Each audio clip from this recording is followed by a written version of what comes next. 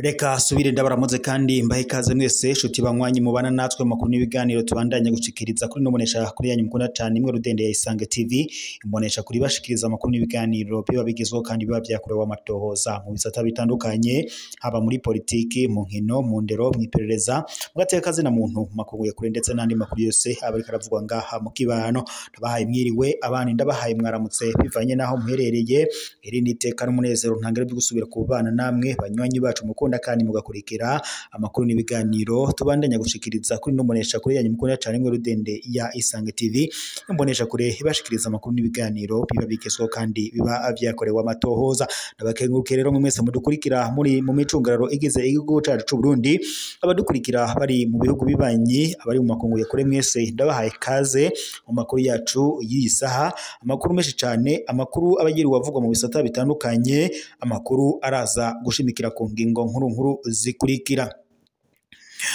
Nyuma y'imyaka itari mike Hussein Rajabu ari mu buhungiro kuri uyu munsi kwigenekerezo rya 28 ruheshe uyu mwaka ku masaha ashika isaha 8 z'umuhingamo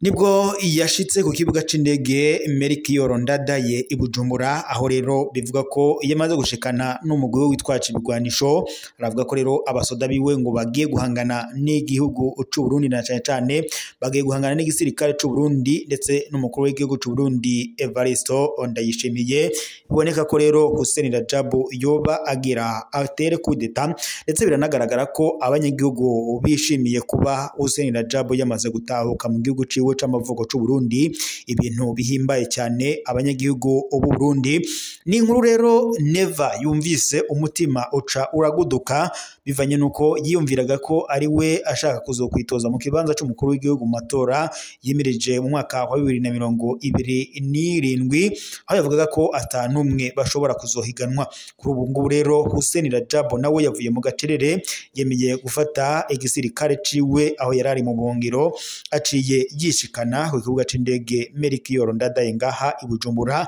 aho rero abasirikare biwe bamukikuje ndetse ubu ngubu amakuru ava mu kinyigero nuko kuri Hussein Rajabu yamaze gutangaza ko yiteguriye guhangana na Neva Cankose perezida w'u Burundi Evariste Ndayishimiye mu gihe kandi abanyagihugu batari bakeye ngaha mu Burundi na cyane abatavuga rumwe n'umugambo uri ku butegetsi nabo bavuga ko bashigikiye uyu umugabo Hussein Rajabu ngo ku ngingo yafashe yo gutahuka ndetse akaba yiyemeje guhangana n'umukuru w'igihugu cy'u Burundi aho rero abanyagihugu bavuga ko ngo yababoheye amaboko imugongo ndetse ngo yanamaze kubapfukama mu nda bivanye n'ibibazo yamateza abanyagihugu b'u Burundi ibi kandi biruko mu gihe hamaze iminsi humvikana icuka kibi kiri mu mugambwe uri ku butegetsi wa CNDD-FDD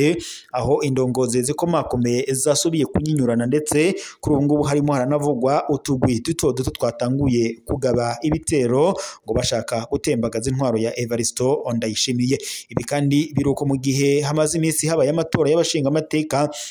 ndetse umugambwe umwe Rudende uri ku butegetsi wa CNDD-FDD akaba ari watahukanye intebe zose so mu nama nshinga amateka ibintu bitavuga ko rumwe n'abatavuga rumwe n'ubutegetsi ndetse n'amakungu akamirira kure iyo ngingo ndetse n'inyifato itabereye amakungu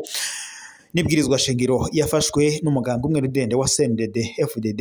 wo gushaka kugundira ubutegetsi kuri ubu rero Hussein Rajabu mu makuru duhawe n'amasoko yacu ngaha i Bujumbura aratubara ko yamaze gushika ku kibuga c'indege Melchior Ndadaye ngaha i Bujumbura ndetse n'abasirikare biwe akaba rero yakiriwe ari birori ntangere byo kumwakira ndetse n'abasirikare biwe gusa ku rundi ruhande Evariste Ndayishimiye we arahagaritse umutima bivanye nuko abona ko Hussein Rajabu ashobora kuba agiye kumutembagaza ku burongozi bwo kurongora u Burundi nkuko amasoko duhawe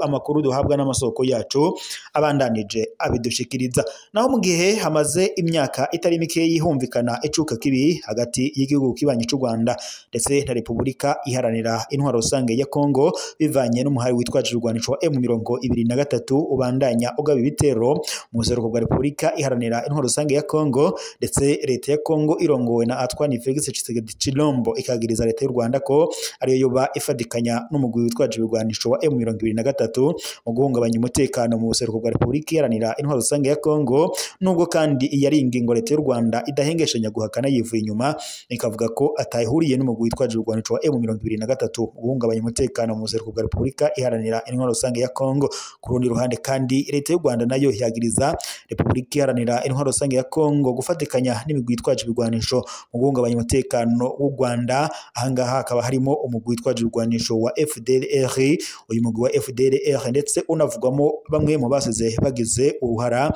ihonyabwoko ryakorewe abatutsi mu Rwanda mu mwaka w'1994. Kuri ubu rero amakuru ariko araturuka muri leta zunze ubumwe za Amerika i Washington nuko u Rwanda ndetse na Repubulika Iharanira Intwaro Rusange ya Kongo yaraye bisinya amasezerano y'amahoro i Washington ngaha nyene muri leta zunze ubumwe za Amerika. Abashikiranganje bajejwe imigenderanire n'ibindi bihugu ba Repubulika Iharanira Intwaro Rusange ya Kongo, Therese Kayikwamba Wagena n'u Rwanda Olivier Nduhungirehe bakiye wa leta zunze ubumwe za Amerika Marco Rubio baraye bahize bashize umukono ku masezerano y'amahoro hagati y'ivyo bihugu vyombi. Ivyo bihugu vyumvikanye kubahiriza ubwigenge bwa kimwe cose, vyumvikanye kandi ko bigiye gutuza umuhari wa FDLR maze u Rwanda nago ngo rugaca rukuraho ingingo z'umutekano rwafashe zo kwicungira cyangwa se zo kwikingira. Ayo masezerano kandi arashimika rwose ku ubijanye no gutuza umuhari wa FDLR ndetse be no kudashigikira imihari yose ngo yoshaka guhungabanya umutekano wa kimwe cose muri ivyo bihugu uko ari ibibiri. Repubulika Iharanira Intwaro Rusange ya Kongo ndetse n'u Rwanda bemeje ko bazofatanya kugwanya umuhari wa FDLR mu buryo bwose ushoboka. Naho ku kibazo ca M23 ayo masezerano avuga kandi ko hagiye kubandanya ibiganiro hagati ya leta ya Repubulika Iharanira Intwaro Rusange ya Kongo ndetse n'umuhari wa M23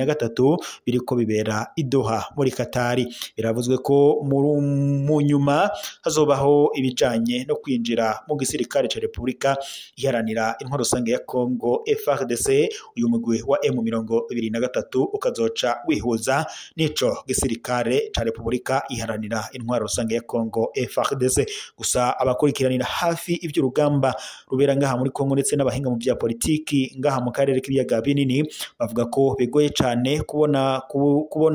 umugwi wa M23 ko ushobora gufata ingingo yo kwihuza n'igisirikare ca leta ya Kongo FARDC. Ni mu gihe kandi bavuga ko umuhari wa M23 ufise inguvu kuko ubandanya ufata ibice bitandukanye muri Repubulika Iharanira Intwaro Rusange ya Kongo. Abahinga kandi mu bya politiki ngaha mu karere k'ibiyaga binini babandanya bavuga ko mu gihe umugwi wa M23 uzokwinjizwa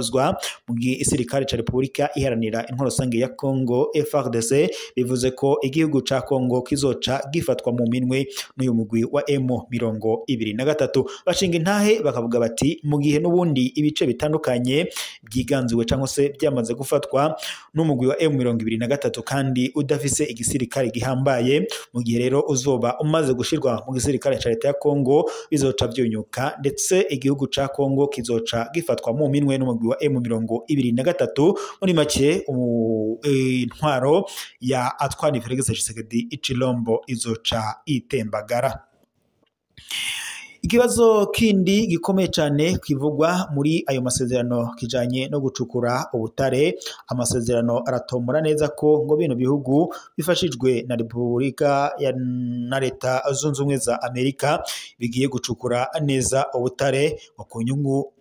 za bose. Ntawuzi ico bisigura mu ngiro ico bikoze. Aho niho ngo hari inyungu ikomeye ya leta zunze ubumwe za Amerika muri ayo masezerano, kuko azofasha leta zunze ubumwe za Amerika gushigikira ndetse no gushikira ubutare ikeneye cyane muri Repubulika Iharanira Intwaro Rusange ya Kongo muri kino gihe, hama ikiyemeza gufasha mu iterambere n'umutekano by'akarere k'ibiyaga binini. Twizera neza ko ngaha mu karere k'ibiyaga binini umutekano ushobora kuzogaruka. Gusa hari hari ibibazo two kwibaza tuti twizere ko amahoro ndetse n'umutekano agarutse ngaha mu karere k'ibiyaga binini. Mbega twizere ko atabasoda b'u Burundi bazosubira gupfira mu ntambara itari iyo Uburundi cyangwa se Uburundi butariko buragwana ndetse butazi nico buriko buragwanira, mu gihe abasirikare b'u Burundi bariko baragwa ku rugamba muri Repubulika Iharanira Intwaro Rusange ya Kongo batazi ico bariko barazira. Mbega twizere ko kugurisha abasoda b'u Burundi bizohagararira ngaha. Ni mu gihe perezida w'u Burundi Evariste Ndayishimiye yafashe ingingo yo kohereza abasirikare muri Repubulika Iharanira Intwaro Rusange ya Kongo baje guhangana n'umugwi wa M23 aho ndetse bafadikanya n'igisirikare ca leta ya Kongo FARDC ndetse n'imigwi twaje ibigwanisho nka Wazalendo. Gusa abasirikare b'u Burundi bashinga intaye bavuga ko bamerewe nabi mu buzima barimwo muri Repubulika Iharanira Intwaro Rusange ya Kongo, nko kubura ivyankenerwa k'ibipfungurwa, imyambaro cyangwa se